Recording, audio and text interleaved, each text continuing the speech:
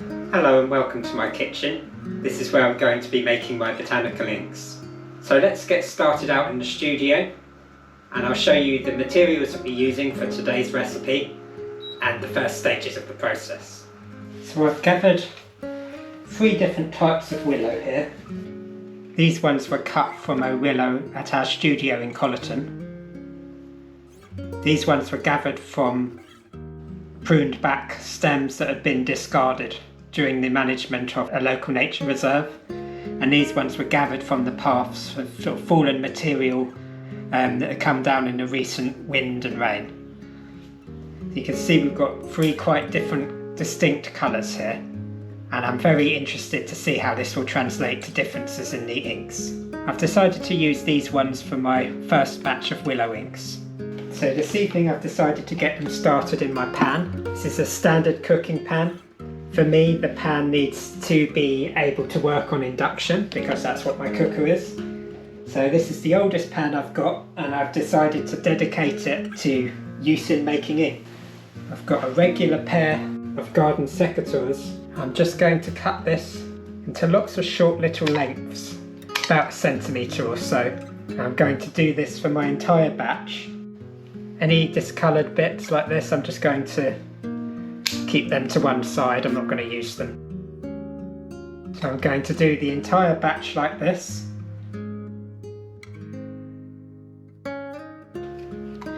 I'm pinging all the little bits around the studio, trying to kind of angle it down into the pan.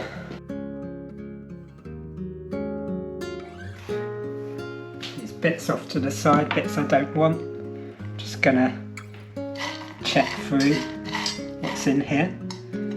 Take out any debris or less good bits. Cut up any bits that are still a bit long. So we're looking really about 1 or 2 centimetres. Kettle's just boiled. So I'm going to cover these with about twice the volume of boiling water. I'm going to cover that with the lid and I'm going to leave it overnight.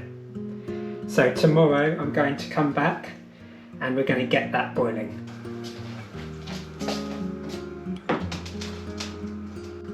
So that is cooking away, and it's a very different smell in the house right now. I've got the window open and the extractor fan on. I'm just going to make some paper strips out of this old sketchbook.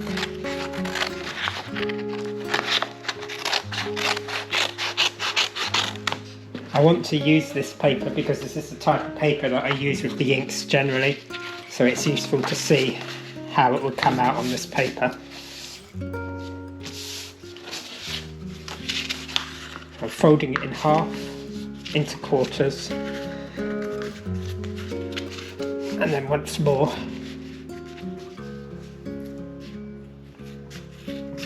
Cut straight down the middle of this. And with all of these bits I can just follow the lines. That makes lots of little strips for me to use. I'm just going to keep this bubbling for the next hour or so. Every 20 minutes I'll use one of my test strips of paper, dip it in and see where we're at with colour.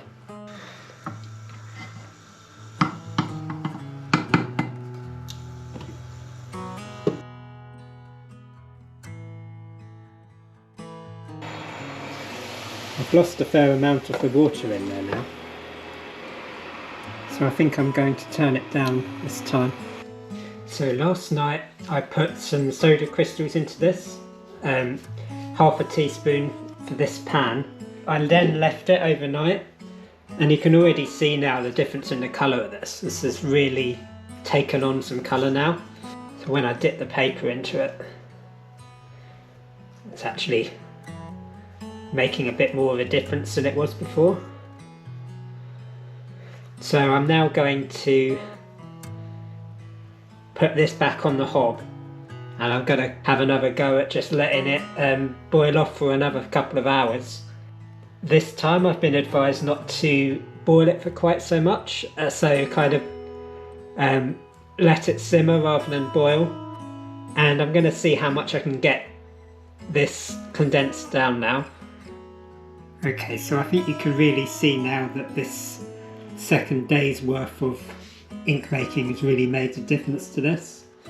So we started out here, this was before I was using the washing soda, and everything's really quite pale. Like here at this stage I'd even done like 2 or 3 hours of boiling and not much was happening, but there's a clear shift in the colour as soon as I put in the soda and let it stew. And then this is after about half an hour of boiling and after an hour of boiling, and we can really see that that has made a lot of difference to this batch of ink. So now my pan is sitting back out in the studio. I'm gonna leave that overnight, and then I'm going to filter out the stems and all of these little blots. Now I've got my fluid. I'm going to pour it through this funnel into my measuring jug.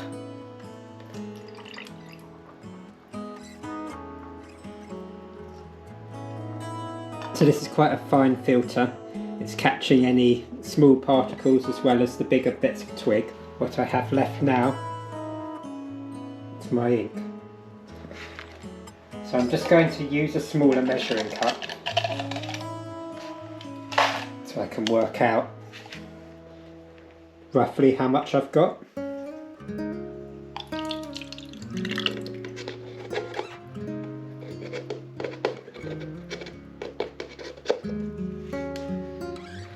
So this time I've got just over 50 millilitres. Now I'm going to add some gum arabic solution. It's going to improve the flow of the ink. And I'm going to add about 10 millilitres. I'm measuring out with this small half teaspoon measure.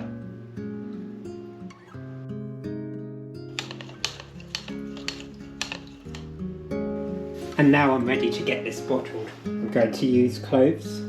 I'm going to just place the clove at the bottom of the vial. I'm just going to carefully pour my ink in. Lovely full vial of Willow ink.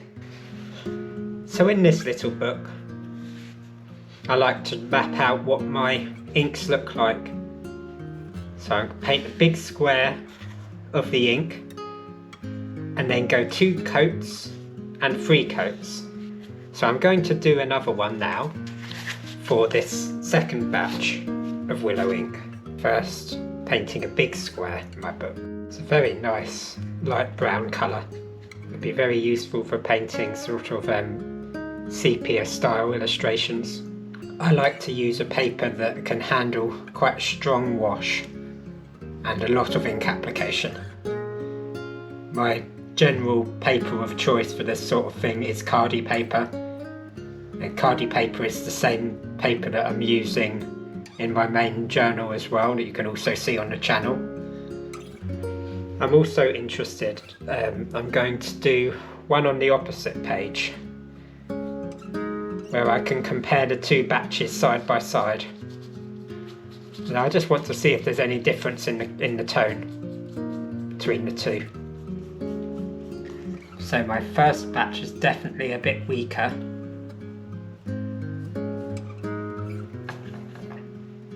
And that's probably because, you know, I got more fluid out. So for my first batch of ink I got nearly 10 vials, and my second I got 5. So that's going to be one of the main differences. But I can also see a bit of a colour shift here. This one's a little bit more on the reddish pink side, and this one's a little bit more on the yellow side. But we'll see what happens with that as it dries.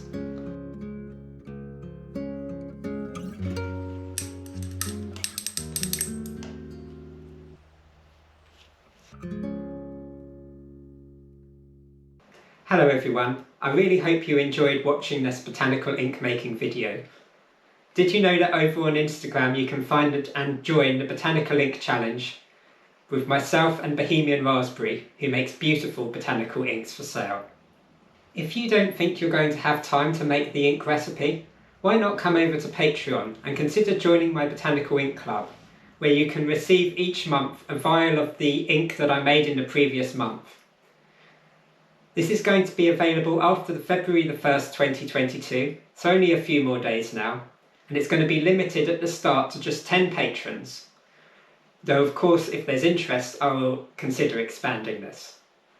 So if you'd like to try using botanical ink but you don't think you have time to make them yourself, or you'd just like to try one of the inks that I've featured in the video, consider coming over to Patreon, and the link is in the description below.